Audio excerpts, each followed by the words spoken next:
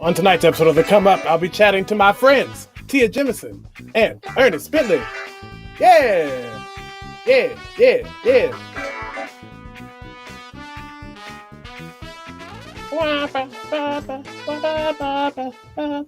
Hello, folks. You heard that right. This is The Come Up. Hello! Welcome to the show. I'm so excited to be here with all of you. I did this again last week. I got to take my glasses off because that glare is killing me. I'm not going to do that to y'all. Hello. Welcome to The Come Up. Thank you for being here. Thank you for watching. Super exciting episode. The world is still falling apart. The world is in social unrest. There are silent protests happening everywhere. There are loud protests not happening as much anymore. And I hope, I don't want any more people to get hurt, but I also don't want everybody to stop making noise. So that's a thing a statement that I'm going to say. Also, I want to talk a little bit. There's this phrase floating around right now. It's called defund the police. And I don't really want to educate anyone else about it. So I'm going to do it here so that no one will ever ask me again. So defund the police does not mean that we want to abolish the police. Now, myself, I would be totally down with getting rid of the slave patrol personally. But I understand why some people may have some personal concerns with that. Whatever. What it means is that we want to take some of the millions of dollars that police are handed to do their jobs every year to militarize, to get massive weapons like tanks and pepper ball and tear gas to hurt citizens. I personally think it'd be fine if people on our streets that are supposed to protect us didn't have that. But I could see how, no, I don't see the difference in opinion. Y'all crazy. But it's about taking that money away from them, getting those weapons out of their hands and putting that money into social workers, into programs that if Susan or Karen or Paul or Tom feels attacked by the crazy person on the bus with them, we can call a social worker that can come and work through that situation and not a cop that might just beat that person and kill them. So that's what defund the police means. If you have any questions, don't ask me. You can rewind this. You can watch it again. There will be another version of this maybe tomorrow, and you can watch that. But yeah, don't ask me again. Okay, in other news, the theater in Chicago is still on fire. So Victory Gardens was tagged by a bunch of theater artists. One of the signs, my favorite, says American theater is dead. I'm kind of agreeing to that right now in this moment. Which spurred Erica Daniels, the newly appointed executive artistic director, to leave her position. Which I think is great. I think that should happen at more theaters. We need to get rid of all the folks that are currently in power or have been in power and put new folks in their place, preferably black folks. So that is what's going on in the world. Just a little update. I have some friends here with me today, and I'm super excited for you to meet them. Their names are Tia Jemison and Ernest Bentley. That's their faces right there. I met them at the Guthrie in Minneapolis, which is a cool place as well. And we're going to talk a little bit about that and being black, because that's a topical thing right now. So here they are. Welcome to The Come Up, Tia and Ernest. Wow, friends. Are we still here? Yes, you're still here. Listen, y'all. I'm still trying to get this whole camera angle right. Right, I'm still trying to make sure I'm in frame. I'm sorry. I don't know. I'm a seasoned talk show host at this point, so I know how to find the right angle on the So thank you. Yeah, I guess so. We do this every week. How are you, friends? Good, hanging in there. Yeah, I'm here. Yeah, doing well. Where are we all in Chicago right now? Right now, I'm going to see my parents tomorrow, so I'll be going for the weekend. Where is home? Michigan. Yeah. Yeah, I know, right? So these are two people that I love and respect so much. We met in Minneapolis at the Guthrie during the Guthrie experience. What's that? What's the Guthrie experience? Who wants to talk about it? Tia. Oh, man. See, I love that got thrown to me, even though Ernie went there and got his BFA and everything. I mean, but now, when I got to the Guthrie, Ernie knew where everything was. He was like, "Oh yeah, this how you go. This the stage door, right? No, on Ernie, the 12th floor, Ernie on the 38th floor, on the Ernie coming back to the theater was like the return of the prodigal son. The entire city of Minneapolis was like, "Have you heard? Ernest is here. Ernie's back. He's here." Hey, I definitely received some of those perks. The Ernie perks are real. They're real. They're Shut great. up. They're great. We won't talk about the Ernie perks though. That's What is another the show. Guthrie experience, Tia? Oh well, okay. The Guthrie experience is where, well, we were under Marcella Lorca, but Mhm. the Guthrie what partners with the undergraduate program, but they don't have anything for graduates.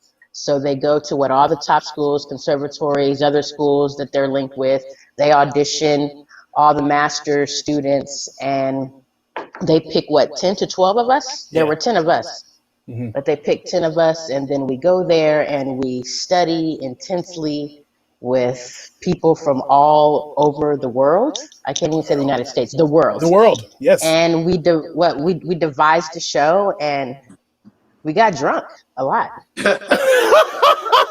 Right, and There's that's a like lot of bars in the Guthrie. That's the right. problem. Well, and There's a lot of bars in that theater. I was just gonna be sure the folks knew that like when Tia says they got drunk, like it's not like it was like Guthrie sanctioned like parties. Like there was so I was an assistant for this program, which basically meant I got to hang out with them and drive them to get groceries. But they had a reception like every day. Like there was always a reception for something. It was like somebody arrived, reception. Someone's leaving, reception. It's Wednesday, reception. Like they were just like For real. receptions all over the place. For real. But we studied with the greatest people, and it was intense. They put you up in a hotel. They paid for everything. You just had to pay for your meals. Well, we all had DI, whatever those bikes are. Divvy We were able to bites. bike from the hotel straight to the theater every day and study and devise our show and go to galas and go do all the things in Minneapolis, Mhm. like meeting all the people. And what else, Ernie? Uh, Pretty much that's it. I mean, and it happens the year before your final year of grad school. I think that's the key part Yes. about it. It's kind of set up to be like a springboard into the last year of grad school. So it's kind of cool. Like you mentioned, I did do the undergrad program, and then by complete absolute chance, I ended up doing the grad program. A friend of mine, long story short, her boyfriend did it the year before, and then somehow 6 degrees separation. Marcella got in the picture, and then I ended up being there. But I don't know, I have an affinity for the Guthrie. It kind of taught me a lot and laid a foundation. That's why I got my equity card. That's why I started my career. So going back, it kind of was like, I don't know, it was something personal to get me ready for like my final year of grad school. And I really felt like all the stuff that we gained, like during those intensives, I carried into my last year of training. Oh, So, yeah. like, I know Oh, they took yeah. a short hiatus. See, I keep getting on There you brown go. I sugar. was like, just take one Yeah. step stage Because right. Like I was my about to. this is okay. Nah, because the tripod is leaning. I was going to use my Get it computer. together, Ernie. I know, Find right? But your light. Find the light, long, Ernie. shut up. Long story short, I think they coming back after all this happens, finishes up the COVID and stuff, and then they took a break in general because Marcella left, I think. Mhm. So, but if y'all in grad school and y'all acting and you're not employed the year before your last year, the Guthrie experience is terrific. Yeah. Oh, man. And some great people went there. Changed my Sterling life. K. Brown went through there. Mhm. What's that guy? Mahershala Ali went through Mahershala. there. Mhm. A lot of people went through that program when they were young and coming out of grad school. So I had a great time. Even though I was familiar with a lot of the people. When I had graduated, I was in my early 20s. I came back. I'm 31 this year. So a lot has changed, and my mindset had changed. And I just felt it was great to go back to the basics, and just jump off from there. So I could speak kudos all day on the Guthrie. I love the Guthrie. I Right. love the Oh, Well, Guthrie. I yeah. was I was actually going to ask you like from that time that you spent away from the Guthrie and after going to grad school, like what was different, like being back in that building. Well, obviously there was new leadership, and some people had left, and some people were still there.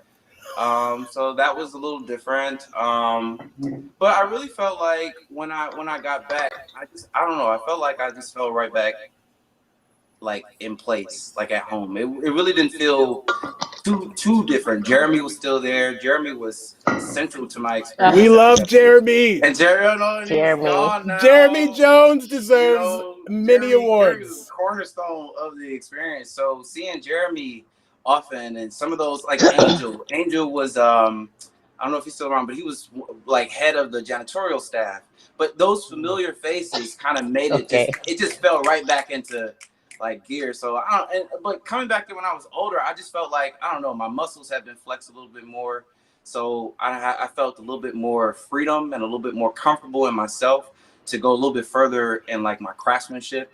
And, you know, I don't know. So it felt the same, but different. I don't know. Yeah. Like I said, prodigal son. Like the hallways, the entire building was like, "Have you seen Ernest Bentley? Ernest Bentley's here. Ernest Bentley's here." Oh, man. It was fun. I love that place. It was fun. So, I mean, you mentioned that's also where you got your equity card, and you are both equity card holding individuals.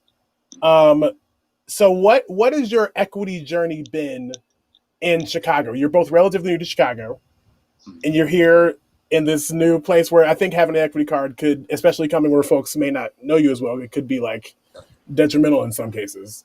But I mean, it depends on where you want to work. Yeah. So speak on that a little bit. What is one, like, why did you both decide to get your equity cards? And we'll start with Tia. And then two, what's it been like coming to Chicago? I got my equity card when I had 35 points. And I was in Florida at a time where I was only working at one theater to accumulate those points because there were only 2 theaters in town that were accessible that, you know, were equity.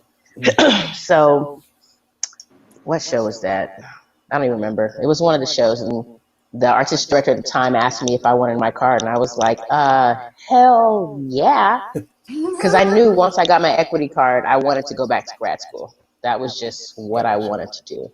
So then I got my equity card, and the next year, I was in Chicago. Yeah.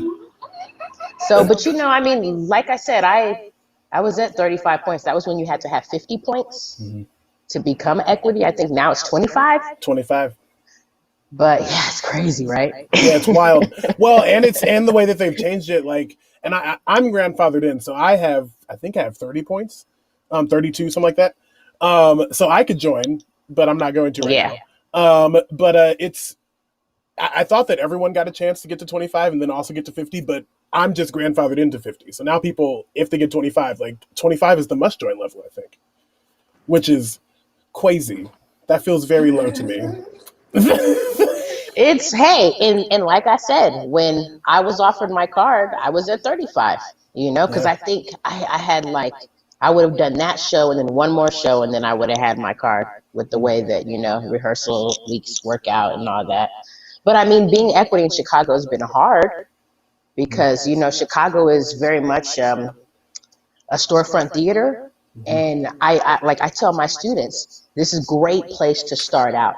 It's a great place to, you know, put your foot in the door because you can work at these smaller theaters and unfortunately get paid pennies. I mean, the Chicago rates, Florida was great. Even when it was bad, it was great compared to some of these rates, you know? So, you know, but you can do that, you know, get you a little part-time job, do what you got to do, and then you can just work your way up. And then, you know, now all the equity theaters are hiring because they know you. They've seen you come up, you know, and I see that's like how a lot of Black people have done it here in Chicago. And I'm a person coming in, I'm equity, and no one knows me. You know, they've already got their equity Black people. Right. And then the one show that I booked, it was some junk. And you know me, I'll quit. I don't have time. No. Don't have time. Well, because, I mean, we don't need to have time. Well, and I mean, both of y'all know me. Less of us need to have time. We all need to be done having time. Because we can't have time anymore. I mean, you know, I just feel like I respect that so much because I feel like artists always feel like they can't leave. You are stuck in this situation. And that is not true. I will burn a bridge, set it on fire 14 times. I don't care. I can't stand honestly, don't burn bridges. Well, people kiss say ass and do whatever you need to do. Let them shit on you.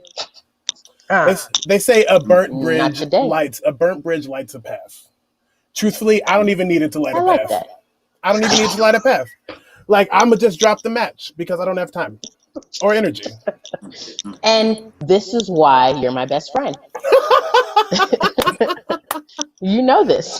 This is why Yes. from day one we were speaking without even No, real speaking. talk. Yeah, because there were things, always There was lots things. of things. Ernie, you got your card at the Guthrie. How did that happen? Did you get that right out of school? I did. So it was a little Gangster, different. gangster, gangster, No, no, Prodigal son. no, it prodigal, was, prod, it was very different. gangster, It was very different. professional. So, we were coming out, and speaking of Marcella, Marcella had a Marcella? show. I know, right? And she's also gone from the Guthrie, but she's doing 10,000 things Mhm. right now. I just, I Marcella's the just, shit. I just want to shout out She's that a this is god. the second mention of Marcella Lorca on the come up in 11 episodes. Yeah, we love Really? Marcella. Yes, She yeah. is a god. She's a Marcella, god. yeah, we love Marcella. But she was doing the show on the proscenium, and long story short, I auditioned for that, and I got that. And at that time, the acting company, sort of I don't know if you guys heard of it, out of New York, they were doing a partnership with the Guthrie, and they were in town, and they were doing auditions. So long story short, I ended up getting that after the Guthrie, and that contract was a must join equity. I don't know if they still do must joins anymore because of the union I don't rules think or so. whatever. But Yeah, right. I People know would at love that that. time, who was his name? John Miller Stephanie was at the Guthrie, and he was like, "Well, you might as well just join now if since you have to do it in December because the contracts were back to back." So that's how I got into the union. And at first, it was it was pretty cool. I was working there, and I went, and that was a national tour. The acting company was that lasted until May, and then after that finished, I was back in Minneapolis. I went back to the Guthrie, so I still use my card. I moved to New York, and after a couple months, I went back on tour. So I was able to use that card for about 2 years out of school, and then I went to grad school for 3 years, and I came to Chicago again by a whim. I went to grad school on a whim, and I kind of moved to Chicago on a whim. A lot of people in my company, so I ended up going to grad school in Detroit, Wayne State, and a lot of my friends I was going to school with had either lived out here or they've been out here before. They worked out here. They wanted to come out here, so we ended up doing a showcase out here. And it wasn't a traditional showcase. We went around to some places, to some theaters. On our second day, I think we went to the Goodman, and that's where I met the people from Stewart. Yep. And And I was there. Actually, since you brought it up, can I yeah, just you were. Yeah, yeah. I have a bone to pick about that audition. So let me tell you about how Ernest Bentley walks into this audition room and he's like, "Hi, I'm going to be doing blah," and we're like, "Great." And then he looked me directly in the eyes Oh and, yeah. and Oh yeah. delivered the most the rudest monologue, like that was like, "You don't know who you are, and you'll never know who you are." And I was like, "Yikes!" Okay, Yikes. I was like, "You lucky I know you. You lucky that I know that like I'm allowing you to connect in this moment because I want you to. I need you to get work. I need you to get an agent. I need this to be good for you." That's all I needed to see was somebody I knew and I knew I Yeah. could look at and just go there. So I love that. Whenever I know the person, that's the reader or whoever, Whenever just there's go. someone in the room to scream at, Yeah. Ernest is ready. I He's just don't always scream. I'm actually a very nice person, okay? Ernest has a huge voice. huge voice. I sang on stage with him. He'd be like, "Oh!" I'd be like, "Dang, Ernie!" Yo, Yes, Ernie. He used they to be vibe hitting it, that yo. note at the end of the show. He used to be he hitting that did, he note. did hit the note. You remember that note? He was hitting I did, oh, his yeah, mouth would be his face. yeah. No, I got you. He would. He'd be that diaphragm is strong. It's a strong diaphragm. Shut up. Anyhow, You know I love you, Ernie. so after that, we ended up having a meeting, and we went to New York the day after that, or whatever. And right before we started to showcase in New York, they called and made an offer. And I had a meeting in New York, but I kind of was just like, well, let me just try Chicago. So I heard a lot about the city and coming here with an equity card or whatever. And, I kind of believed it, kind of didn't. But being here, it has been an experience. It is, I agree, much more difficult to have an equity card and to get into the theater scene here because, I'm learning it is storefront, but in a lot of ways, it's like a tight knit kind of community. And the what I'm kind of realizing is that the actors that are on equity here have maybe, and I might be wrong, they were cultured in that non-equity scene, and that's what people got to know that's what I them was saying, and Ernie. to Did you hear what I said, Ernie? Yes, I'm agreeing. I said I agree. I said I'm relating my experience. Can I relate my experience? No. Please. All right, so I agree exactly with what she was saying, and that's fine. I also, part of me is also, when you're new to a place, it takes years for anyone to get to know you, even if the circumstances are not that way.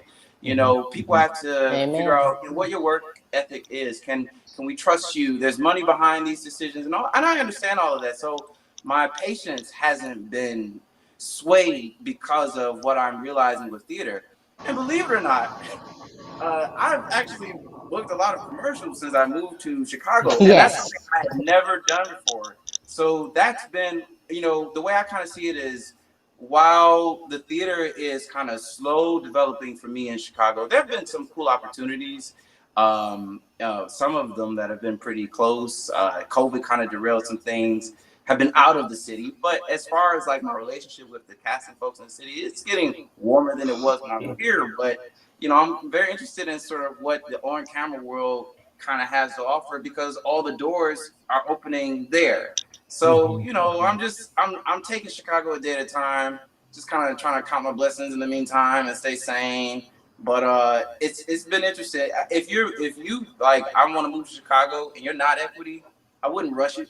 I would come here and I would get to know the city first. I probably guarantee you probably work in theater faster without an equity card than you would with one in Chicago. But if you have it and you desire to be here, then come, because I do find a lot of the people here to be, sort of warm in a way, and I could because I'm new, and I've been here, but I have found that to be the case in audition rooms. So I wouldn't let that reality deter you. I would come and try it out. I used to live in New York. I want to still move and probably live in LA. So especially while I'm young, and while you're young, I would certainly say, explore. Be as well. But anyhow. So Ernest mentioned his like very successful commercial career. So he also sent over some photos he wanted to share with you all. So I just want to take a moment so that we can see. So this is like business. This is like business. like this is like, maybe I'm a dad. I'm a dad with a job. You know what I mean? And then here is the like, is he shirtless? I can't tell. You're like, I can't tell.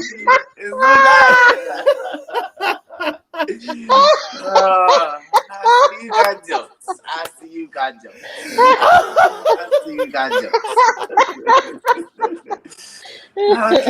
Okay. I see you got a PBR. Yes, I do. I love PBR. Ernie loves beer, man. He loves beer. Listen, and I love PBR. I respect that you came onto this show with the Pabst Blue Ribbon. Like, I love that. That makes me happy. Learned it in Minnesota. I didn't even drink beer until Minnesota. It gets so cold, and you drink beer, it kind of warms you up a little bit. So that's how I got into IPAs. But this is kind of like a throwaway beer. Oh yeah, in Wisconsin.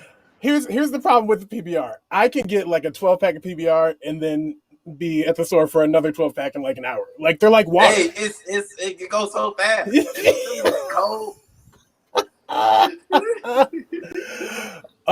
So my mom just said that that's some redneck beer. I just want to call y'all out. Just saying. Oh, thanks, Mom. Let's try to buy black next time. Try to buy black.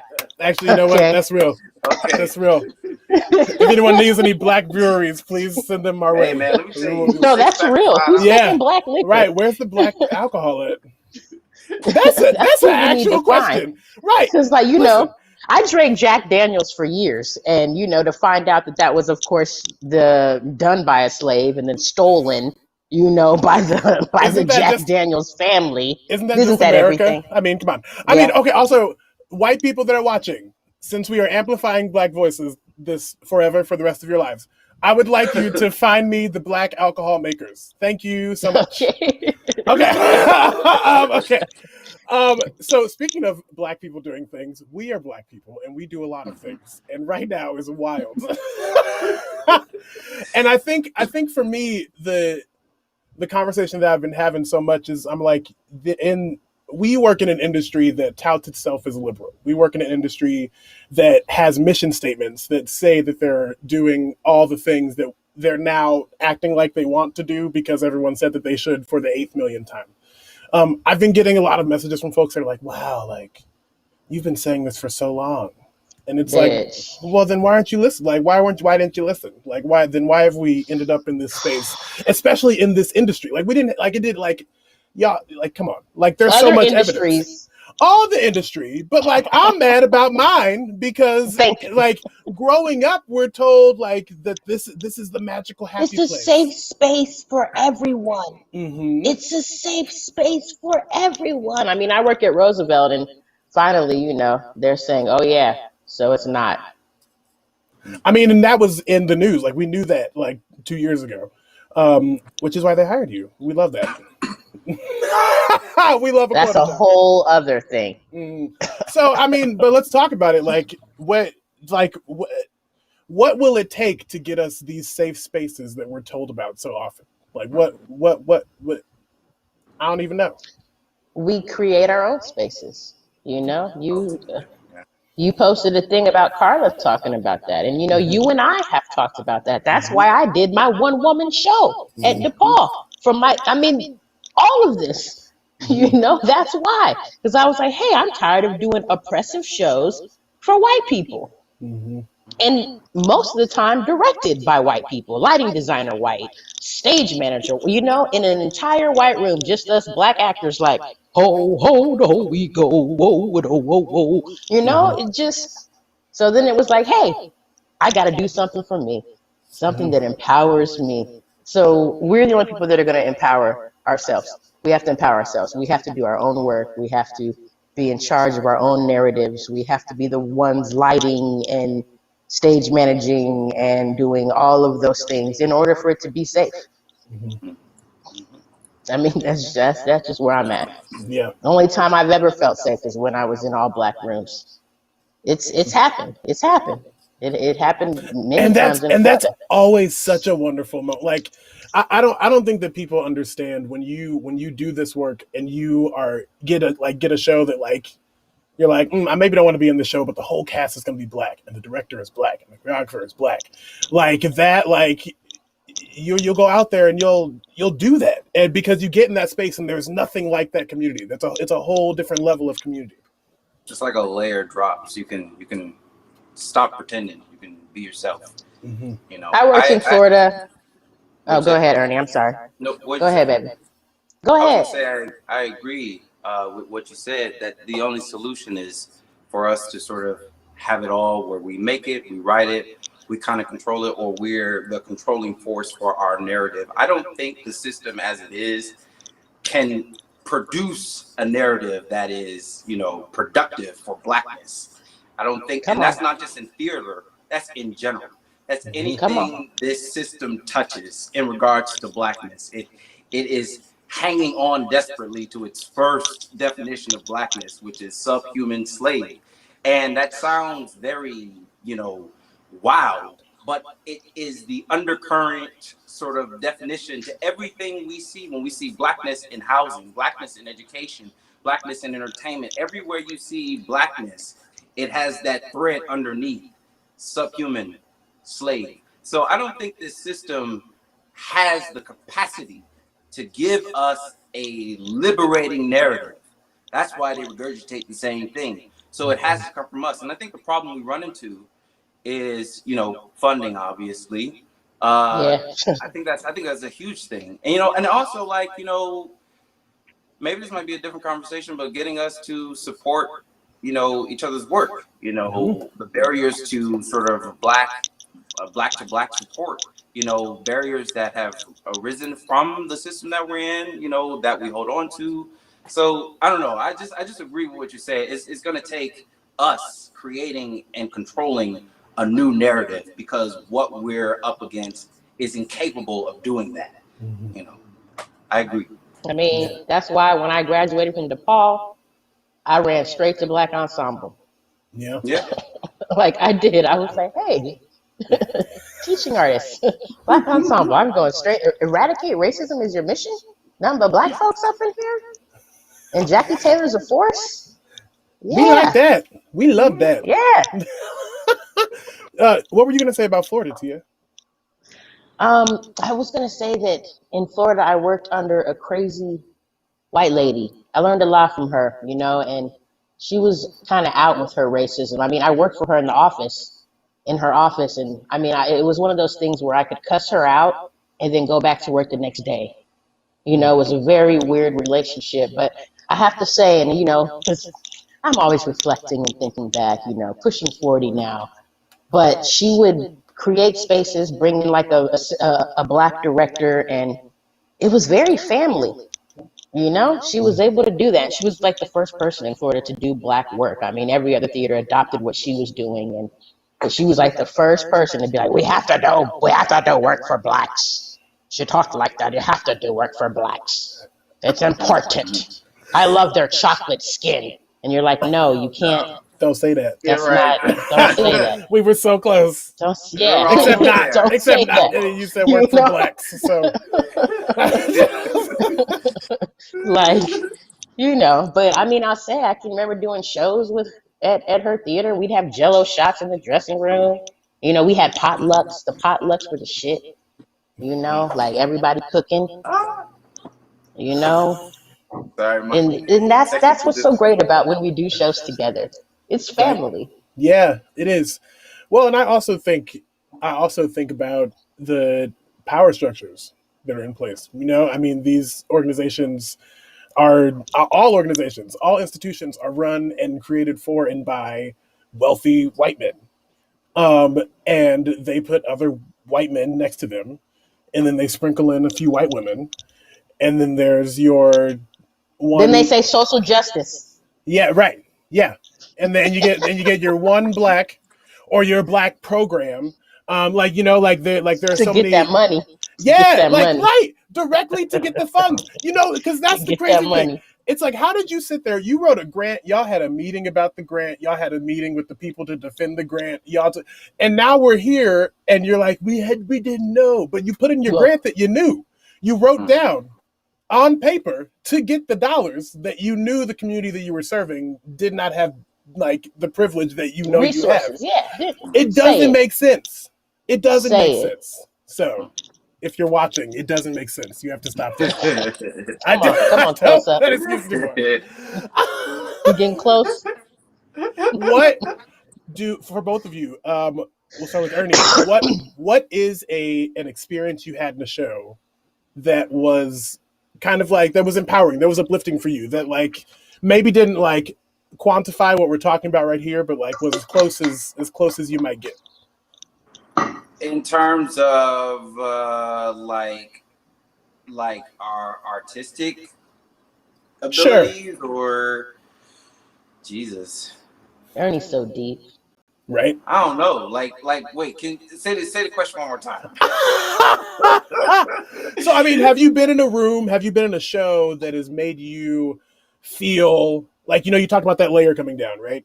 Like, was there an experience that you got very close to like having the layer all the way down? That was like, So what was that for you? So it was the one of the last shows I had in grad school. It was the second before last. We did Colored Museum, and we've all done that show. We've all done that show, right? Like you did it. Yeah, you've done it. I've done. Yeah, great show. And it's so funny. I directed it in undergrad and then did it professionally. Oh, who did you play? Oh shit. It's a mix of people in there. There's a lot of people, a lot of characters. I'm trying to think. I was in the hair. I did the last one, the party.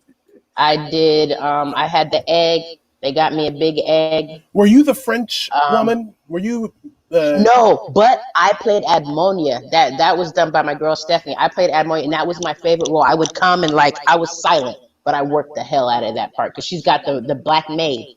I was the Oh black yes. maid. That was the one role I played in that show that I didn't have a wig because I had like 5 wigs during that show. I was in the photo, Uh huh. Yeah. the Hmm. I was constantly costume changing. That was one of the shows that I did where I think no, that wasn't the Jello Shot show. Was it? Yes, that was the Jello Shot show. Yep, Well, was that was that it. show similar to you? Like, it was also a place where your mask was down. You were just like having fun doing the There thing. were problems, but with the cast, my mask was down. You know what I'm saying? There were problems with the administration, but with the cast, and when there were problems, Stephanie would just go off on somebody. I love her. She was I mean, queen black woman, older than me, just regal woman, and she would just step in and be like, "Look, no, no, no." She was the one equity person, and I wasn't equity. She was like, "I will call everybody." I mean, love her, love her. But the cast was so tight.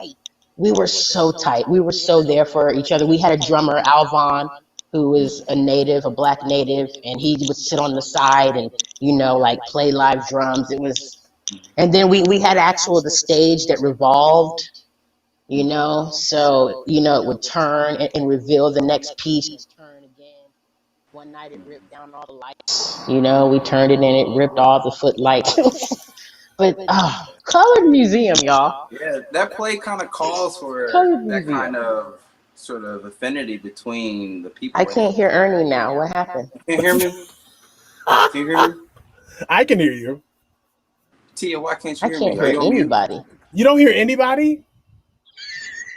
Oh Lord! Oh, Did you unplug your headphones? Put them back in. now I'm like pressing things. Well, Ernie, keep talking. We're gonna figure out Tia's sound. Tia, just smile and nod. OMG. Um, but I was just saying that kind of show sort of it cultures that kind of affinity between the people doing it. I'm distracted because I'm you back. guys are trying to figure out the sound. I got I it. feel like I'm talking Oh, you to hear us? You hear myself. us again? You hear us? Yeah. Oh, great. Ernie, you are not talking Tell to me, yourself. Ernie. Tell me You all speak. about You it. speak. You speak your speech. No, so I was I was just and I feel like the show it sort of takes our culture and it kind of makes it a little bit more special for us, calls us to celebrate it. So it's kind of heightened in a way when you're doing it in a place that's predominantly white.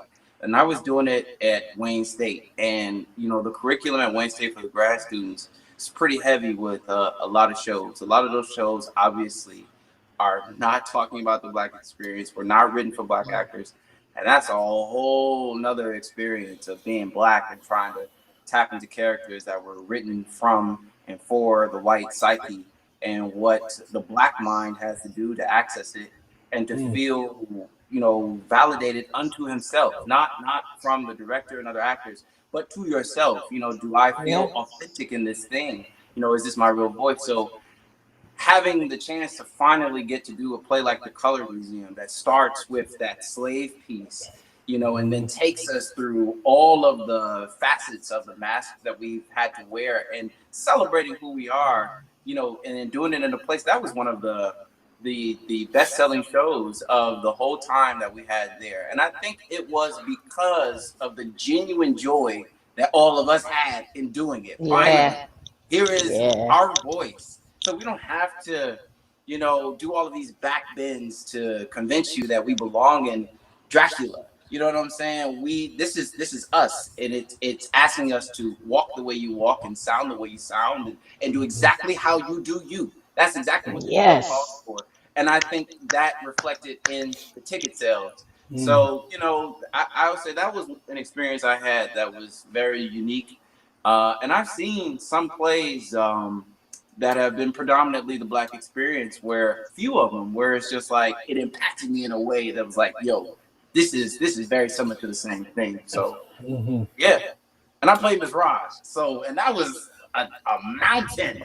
That's I would incredible. have loved to That, oh see my Ernie God, I play would love to Miss see you in Raj. that role. So I did get this award from the critics for it. Are I you wasn't pointing there to to it? Go receive grab it. it. Go grab it. I go. It's on the wall. It's on the wall. You were just pointing it. I saw you pointing. You knew you wanted to. That's why you pointed. His eyes were Right. going. You could have just said it. You could. You know, I'm a Leo. I'm a Leo. It was on the wall. So I might as well. Well, I got But this. this, This is like Hey! 2018 or something like that.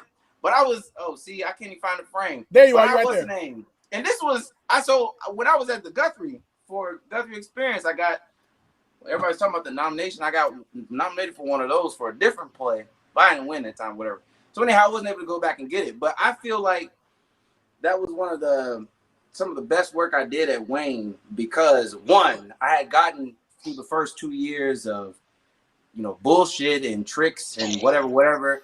And then I got to a place where, it was like, well, what the fuck? Just stop, just do you, because that's the most, reliable thing you have. And I feel like the pieces really started to fall together my last semester where I really started to realize who I was as a person, a young man, and who I was as an artist. And so but the Color Museum was mine. Yes. It's so funny you brought this up because I think about this all the time. Black shows at these theaters always sell out. they always, Historically, and always. and which is also like why it's frustrating. Where it's like you would think you would put more from the shows because that our cousins and our aunties and everyone's coming first and foremost. But secondly, do you think that it's because of that joy, because of that joy that we have in creating these pieces in the room, because we are able to have our mask off and be present and love each other and create this piece in love, do you think that adds to the value of seeing the work in front of people? Absolutely. I also think it's a little dangerous because I used to think about this. Black people, because we don't have reparations, because the United States refuses to even acknowledge what it has done against us, Black people represent an unresolved history. We are we're a live wire. So when a Black body comes into the room, it's not just that Black person, it is the whole bill. It's like running out on a restaurant bill, and everywhere you turn, when it's like that person comes in, got the whole bill. Like this is what you owe. And without even speaking, the Black body represents that. So when you put that Black body on stage in a story, it's not just the story we're watching. We're watching also that unresolved history reflected through that story.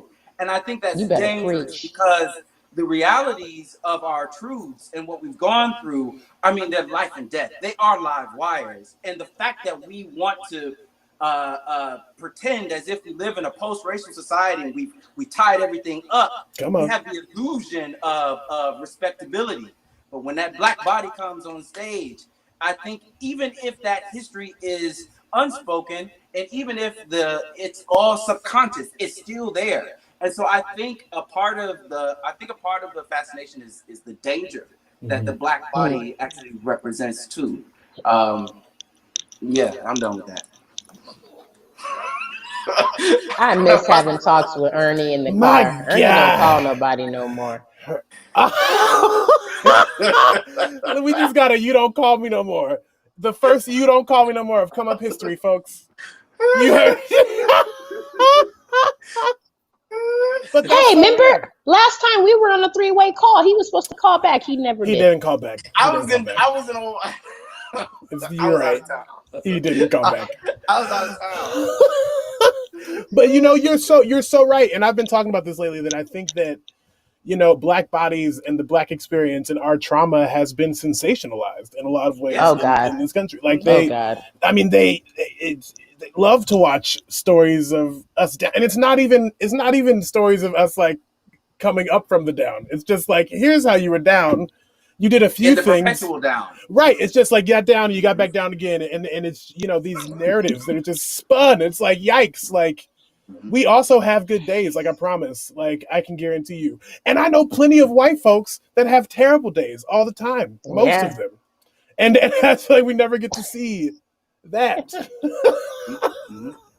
It's so funny because to me, it goes back to what we were saying earlier about the solution being us making our own narrative. Again, it doesn't know a story for us outside of the one it wants to dictate. You talk about You. the getting down just to get down again, the perpetual state of failure. So when it shows us the story it wants us to believe about it ourselves, it often deals with something bondage, something about failure and being stuck in it, because that, again, that's the narrative that not only that it desires for us to know, that's the only one that it really knows in association to blackness. So it's gonna I be am not your hard. Negro. Mm. Exactly. And it's important to say that. That's a revolutionary thing. Man, the fact that we are even saying these things, we're saying anything that's anti the dominant narrative from this system to us is revolutionary. You know, Come on. uh, it's, and that's just the fact of the matter. It's gonna take us, even in platforms like this, establishing a new narrative. That might not be the same sort of physical effort as going to a front line or spray painting on a theater, your message. But, the narrative controls the action. And the narrative exists in here and in here. So stuff like this, where you tackle here and here, that's a front line as well. You know what I'm saying? So it's going to take us utilizing our platforms as playwrights, as people who talk. You know what I'm saying? To sort of establish this newness that we want to see. Otherwise, because you can't teach an old dog new tricks. It's gonna keep doing the same thing. Look how much effort it took to get those guys arrested. How many Oh millions my of people God. had to Around speak the up and world. call in and The world. the world, the whole world. So here you have, let this be a picture of the system you're facing. It's going to take everyone except the Pope himself to make it move an inch. So do not expect a new narrative from it. I don't care if you're talking about its theaters. I don't care if you're talking about its schools. I don't care if you're talking about its politicians. I don't care if you're talking about any facet of the system is a representation of the system. None of it is capable of giving you what you need to actually be liberated. Liberation is not just physical. It's here first. And it does. I mean, I marvel at the fact that Black people, African Americans, are the only people in this country ever to have the law set against them in the way where you cannot read and write legally. Reading and Come writing on. are the cornerstones of self-perfection. And us. So don't expect the same system that barely 150 years ago said you don't have the right to read and write and to become fully American. Don't expect it to turn around and say we want to see you flourish and equal. No, you live in a place where you have to carve it out yourself. And that's going to be the marker of our generation. If the generation before us was colored with perhaps, they're realizing what the problem was, our generation is going to be the one that challenges that problem in a way to where it has to change for the better or for the worse, but it cannot stay the same. And that's what I see. When I look out, we're in the middle of that kind of tumult where people are at the point where you going left or you going right, but motherfucker, you not staying here. So, and I think that's what is going to characterize our generation as we go into our 40s and 50s. We're going to see this problem that's rooted itself in every facet of Americanness, from housing to education to entertainment. We're going to see this problem confronted head on with a new kind of aggression that I don't know if it's ready for. That's why police forces are hyper militarized, because they're expecting an apocalypse. Well, they should expect something. And it's going to be quite the event to see, I think. And it's going to characterize a lot of our lives, I think. So anyhow, yeah, that's what I think on that. Ooh. Let me tell you. Nick, Tia. like when you were when we were at the Guthrie, we didn't get to Uh-huh. see you a lot, a lot, a lot. Right, because I But was stuck. that right there is what I dealt with every day, all day, and all Every night. night in And the I love it. car. Cause I'm black too. Me and Ernie were just in what? Ernie was reading like James Baldwin that summer. I was reading The Conspiracy to Destroy the Black Woman. We were so Y'all black. remember that? Wait, Remember, Ernie? actually, Tia, didn't you do a monologue from the conspiracy to destroy? Like, No, wasn't that? I did a monologue from Alice Walker from Yes. Alice Walker. No, Yes, conspiracy, yes. that would have been too much. That they weren't ready for that. I would, but I did do some really woke stuff, some really, y'all are fucking up the earth, y'all hate people, the white man is the devil. Seriously, it was. You Wow. typed it up. I did. I typed it. I typed it up. That was an assignment I was given. Y'all, I'm telling you, when I tell you, like my summer at the Guthrie, like literally was like kicking it, and like people be like, "Can you go type?" Sure. We want to go to this place. All right, I'll grab the van. Like it was, I had the best job. I just got to do whatever I wanted. That was great. Anyway, I love you, Black people, and this was We love you so too. I love you. I love wonderful. both of y'all. Y'all are both so Ernie would call me one. smart and insightful and Black and talented. And I just love you. Thank you for being here. Oh yes, we're finished. We're finished. Listen. Oh, I typically This like. is This is the longest episode of the Come this Up is in the long. history of the Come Up. It is. They're normally 30 minutes. Usually like 30 minutes. Yeah. So Okay, this is great. Long. No, listen. No, this is awesome. The conversation flows. Anyway. Wait, you know what? I'm disappointed because my most empowering thing was doing my one-woman show with you. Yes, and I saw it. Yeah.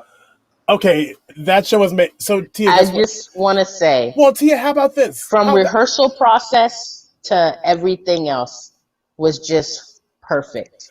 I'm going to have you save it for June 24th when you're going to come back and talk about your one-woman show right here on the Come Up. Because we ain't doing nothing but talking to Black people for all of June. So get ready. First reoccurring guest. Best friend. Oh, I can't really do any hands in this small video. Listen, we love it. We love to see it. I love y'all. Hang out I love you backstage too. and I'll chat with you Call after me I later. wrap this thing up. Oh, okay. Okay, bye. Folks. Oh, what wonderful people that are here. I love my friends. They're so smart and talented. So like I said, all Black stuff for the rest of this month. Next week is the beginning of the week of Juneteenth. So on the 15th, I'm going to have Derek McFadden on the show. He is a playwright, and we're going to talk about some of those stories that we need to be writing for ourselves. What do they look like? How do we tell them? He's going to help us learn that out. But yeah, we have 3 episodes. We have an episode on Monday. We got an episode on Wednesday. We got an episode on Friday. Y'all about to get this Juneteenth this year. And if you don't know what Juneteenth is, Google it. Google. Bye, y'all.